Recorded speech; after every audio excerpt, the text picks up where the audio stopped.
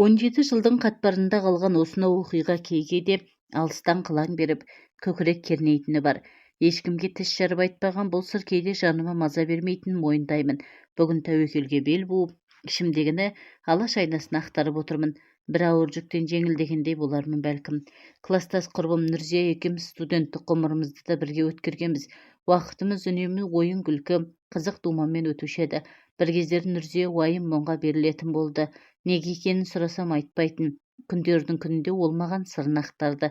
Сен ауылға кеткенде каникулда қалада қалып едім ғой. Сонда қатарлас курста оқитын біздің ауданнан қызы Салтанат қонаққа шақырып жанымды қоймады. Неге екенін білмеймін, менімен дос болуға құштар-ақ өзі. Онымен бір отырысқа бардық. Оның ауылының жігіттері көп болды. Салтанат мас болып қалды. Тек Салтанат қана емес, әлгі жердегінің бәрі мас. Салтанат бір жігітпен құшақтасып ұйықтап қалған соң, мені бір жігіт мазалай бастады. Көне қоймаған соң күш салуға көшті. Оның менімен арпалысып жүргенін көріп, екіншісі болыса кетті. Сөйтіп әлгі екеуі мені кезек-кезек зорлады. Сол бір күнді ойласам құсқым келеді. Арақ ішіп алып теңкиіп жатқан Салтанатты иттің етінен жек көрем. Сол бір күнді елестесем, өз-өзімнен жеркенемін, деді Нұрзия. Мен кейін күйеуге шыққанда күйеуіме не бетімді айтамын. Денеме зорлықтың табы қалғандықтан енді ешқашан төсек рағаты махаббат дегенді білмей кететін шығармын. Иә, зорлық яғни ықтиярсыз төсек қатынасы дегендеріңіз өзі қорқынышпен байланысты нәрсе ғой. Ондайды жақсылықпен еске алатын, жақсы сезімде тыңдайтын адам баласы жоқ. 90-шы жылдардағы жоқшылық кім-кімнің болмасын есінде шығар. Отбасын асыраймын деген жұрттың бәрі сол кездері базар жағалап кетті емес пе?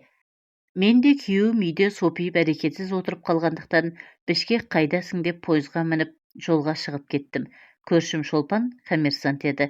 Неліктен екенін есімде жоқ, біз жол жүретін кезде билет бола қоймады. Содан Шолпан, біз проводникпен келісіп жүре береміз ғой деп, билеттің жоқтығына еш алаңдамады. Купеге орналасқан менен басқа 3 әйелдің бәрі де саудагер. Егде тартқан Маша тәтей, аты солай болғанымен өзі қазақ. Жайма базарда киім сататын көрінеді. Шолпанның сататыны ыдыс-аяқ, ұсақ-түйек. Маша тәтей дегеніңіз желіккен адам екен. Жол бойы арақ сыра ішіп, қалжың айтып зеріктірмеді. Мезгіл түн болғанда ортаға тағамдарды толтырды да проводник жігітті шақырып келді. Арасында оған, мына Ғалия қандай сұлу қыз, ойнап күлсеңдерші деп мені нұсқап қояды. Мен ұялып барамын. Бастапқыда жол серіктерімнің көңілдерін қимай, ақтан-ұрттан қарап отырғанмын. Бара-бара көбірек ішейін дедім. Бірсыпыра отырдық. Бір уақытта жанымдағылар ұйқыға жатты. Әлде бір станцияға тоқтаған кезде проводнигім шығып кеткен. Мен де ұйқыға жаттым. Бір уақытта пойыз орнынан қозғалып, үйреншікті түк-түгіне басты. Осы мезгілде жаныма біреу қыстырылып жата кетті. Әлеуетті қолдар ып-ыстық денемді балқытып бара жатқандай. Қарасам, жігіттік жасағысы келіп тұрған әлгі проводнигім екен. Қой ұят болады дедім. Жүр, ұйқың келмесе менің купеме барып әңгімелесейік. Жол ұзақ, деді ол. Бармасам осы жерде мазамды алып келе беретін шығар деген оймен оның купесіне бардым. Үстіңгі сөреде еңгезердей біреу қорылдап жатыр. Проводнигім сөзге келместен мені құшақтап сүйе бастады. Алпамсадай денесімен жеңіп бара жатыр. Шыны керек, менің табиғатыма әлгінің әрекеттері ұнап, денем соған икемдеп әкетіп бара жатқан сияқты. Бір уақытта киімсіз қалдым. Ол өз дегенін жасады. Бастапқыда оны қаламасам да, нәпсім өз дегенін істеп, ұятты іске жол беріп қойдық. Осы уақытқа дейін әйелдік парызымды өтедім дегенім болмаса, өзім өз болып күйеуімді қалап көрмеппін. Және дәл осындай ләззат алмаған екем. Өне бойыма бір ерекше нұр құйылды. Шу станциясынан түсіп қалған соң таксиге міндік. Боранбай атты таксишінің көлігіне отырдық. 40 талқындап қалған азамат екен. Бішкектің базарларын аралатып жұмысымызды бітірді. Менің жүгім аз болып, басқалардікі Боранбайдың көлігіне сыймайтын болды да, олар қайтарда үлкенірек көлікке мінетін болды. Мен Боранбаймен Бішкектен Шуға жалғыз кеттім. Жолда түрлі әңгіменің басын шалдық. Бір уақытта Боранбай көлігін жол шетіне доғарды да далаға шығып келді. Сен маған кешеден бері ұнап қалдың, көңілім кетіп отыр деп тіземе алақанын салды. Қағып жібердім. Мен күйеуі бар әйелмін, дедім қатқыл дауыспен. Мен сенімен қайтсем де болам. Сен үшін бағана көлігіме артық жолаушыда алғам жоқ, дейді міндетсініп. Жамандайын ызам келді. Осы жолы таксиші мен проводник атаулы маған үйір болғанын естіген ойға кеттім. Денем тоңазып, бір ісіп, бір суыды. Боранбай бірдеңе деп отыр. Бір уақытта юбкамның етегін түріп жіберді. Киімдерін шешуге ыңғайланғанда денем тоқ ұрғандай болып кетті. Әлгіні жек көріп тұрсам да қимыл қозғалысы жаныма жағып барады. Бір уақытта өзі шешіне бастады. Мұнысын көріп тіпті дегбірім қашты. Сөйтіп ол да өз қалауына жетіп тынды. Проводникпен арадағы оқиға ішімдіктің салдарынан болды десек, мынауым не енді? Әлде бәрі қинайды деп айтқанына көне салдым ба? Айдаладағы Бішкектің жолында қайта қашып құтылатын едім. Бәрінен қызығы, осы бір ақылға қонбайтын екі ерсі оқиғаның екеуінде де ерекше ләззат алдым. Бұл сезімдерді күйеуіммен бірге ешқашан басымнан кешкен емеспін. Кей әйелдер мен феминистпін, фригидпін, суықпын деп төсекте ләззатқа жете алмайтынын айтып жатады ғой. Менде де болады. Күйеуімнен төсек қатынасына барғым келсе де, денем қатып мелшиіп қалатын кездер. Ондай кездерде үстімнен төніп тұрған еңгезердей таксиші, пойыздағы проводник есіме түсіп кетсе, ғажайып күй кешем. Бұл Астанадан Алматыға іссапармен жиі келіп тұратын досымның айтқан әңгімесі. Алғашында сенгім келмеген, бірақ ант су ішкен соң сенбеске болмады. Былай дейді қысқасы: өзің білесің, мен Алматыға жиі келіп тұрамын. Фирмаларға аудиториялық тексеріс жасаймын. Бұл сондай бір тексерістен кейін болған оқиға, деп бастады досым әңгімесін. 3 адамбыз. Үлкен компанияға аудиторлық тексеріспен келдік. Басшысы жылпос екен, құрақ ұшып қарсы алды. Ішім жеміміз солардың мойнында. 2 күн өтпей жатып ақ, шаршаған шығарсыздар, жұмыстан кейін жуынып шайынып алыңыздар деп саунаға шақырды. Қарсы болмадық. Мұндайды талай көргенбіз. Парға кіріп бассейнге шомылып, алдымызға қойылған ас судан дәм татып, көңіл жайлана бергенде сопаң етіп 3 қыз келді. Компания басшысы оларды қарсы алып бізге таныстырып жатыр. Байқаймын, бұл қыздармен бұрыннан таныс біліс сияқты. Жігіттер, шаршап жүрсіздер ғой, мына қарындастармен көңіл көтеріңдер, әдейі шақырдым, дейді. Саунадағы отырысымыз қызып сала берді. Жасыратын несі бар, арнайы шақырылған қыздар ғой, өз істерін біледі екен. Көшенің жезөкшелеріне келмейді. Киім киістері, сөздері дұрыс. Артынан компания басшысы сөз айтты: тексерушілерді осылай демалдырып қоя береміз. Мұндай әдемі қыздардың қойнына салған соң, қандай тексеруші болмасын, бізге оң көзбен қарайды. Бұл қыздар тәп-тәуір жерде жұмыс істейді, бірақ ара-тұра біздің заказды орындайды. Ол үшін қалталарына ақша салып береміз. Дұрыс екен дестік. Бір апта өте шықты. Қайтарға бірер күн қалғанда дүкен аралауға шыққанмын. Балаларым алдымнан шыққанда қолынан ұстата қояйын деп ұсақ түйектер алдым. Дүкеннен шыға беріп едім, оу жолдас қайнаға, қайдан жүрсіз деп бір танысым кездесе қалды. Бір ауылдың жігіті, мен 10 шақты жас кіші. Жағдайымды айттым. Жүріңіз аға, күнде кездесіп жатқан жоқпыз, дәм татыңыз. Бір ауылдың баласымыз ғой деп өтініп болмаған соң, адресін алып жұмыстан кейін сонда бардым. Есікті ашып інішектің өзі қарсы алды. Алдымнан жүгіріп шыққан ұлына ала келген ойыншығымды саттым. Аяғымды шешіп залға оза беріп едім, әйелі шықты.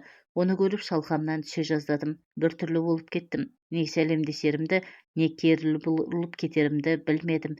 Алдымда кімдір дейсің ғой. Өткенде саунада бізді обслуживать еткен қыздың бірі тұр.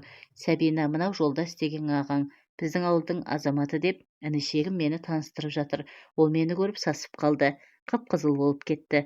Залға, дастарханға кіре беріңіздер деп ас үйге қашты. Ол үйден шай емес, зәр ішкендей болдым. Сабина төмен қарап қызараңдап отыр. Інішек мәз.